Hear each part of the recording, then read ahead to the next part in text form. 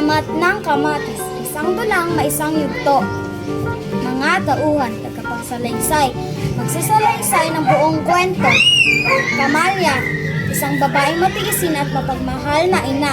Andres, ang abusadong asawa ni Camallia, isang taong may bisyo. Lito, ang panganay na anak ni Camallia, isang masipag na bata. Mga anak ni Camallia, mga batang nagugutom at nangangailangan ng tulong. Aling Celia, isang mabait na kapitbahay ni Camallia. Mang Berto, isang mabait na kapitbahay ni Camallia.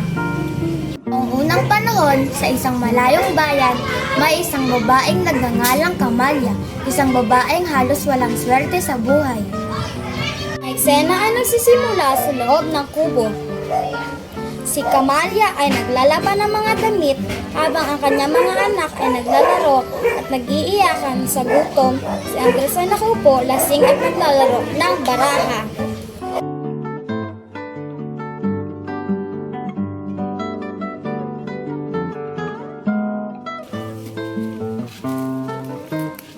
Ay, nagugutom na po kami. Mga anak ko, tiisin niyo na lang ito. Magluluto na ako pagkatapos kong maglaba.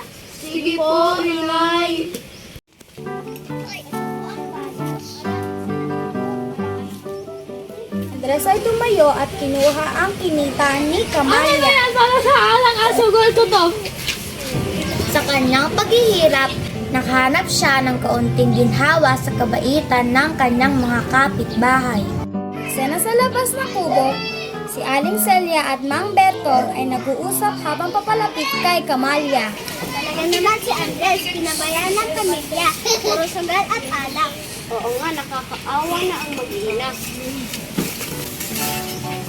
Si Aling Celia at Mang Berto na naaawa kay Camallia ay madalas na nagbibigay ng tulong. Yeah, ito na ang mga pagkain para sa inyo. Ito namang mga damit para sa mga bata. Maraming salamat. Ang gagawin ko kung wala kayo. Walang ano man. Andres ay dumating at inagaw ang pagkain at damit. Walang bibigyan ng kaya na. Lalas kayo! Ngunit ang pag-aalaga ng mga kapitbahay ay hindi nagtagal.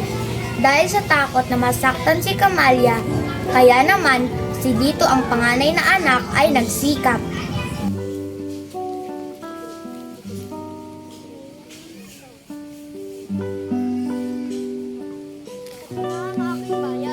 Nagsena sa bayan, si Lito ay naglilinis ng sapatos.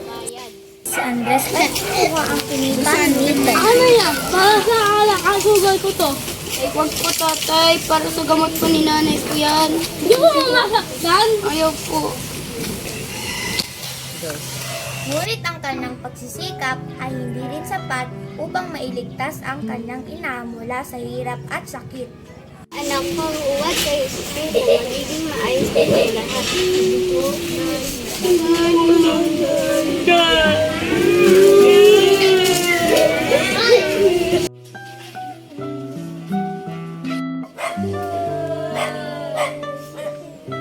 Ano nangyari? Bakit kayo nag-iiyakan?